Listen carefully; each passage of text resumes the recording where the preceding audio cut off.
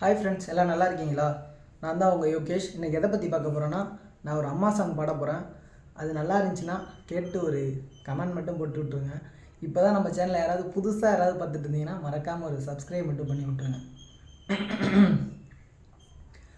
ஹரரிராரோ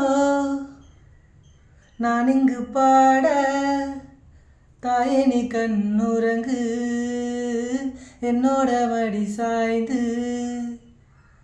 ஹரரிராரோ நான் இங்கு பாட, தாயே நீ கண்ணுறங்கு, என்னோட மடி சாய்ந்து. வாழும் காலம் யாவுமே தாயின் பாதம் சொர்க்கமே, வேதம் நான்கும் சொன்னதே அதை நான் அறிவேனே.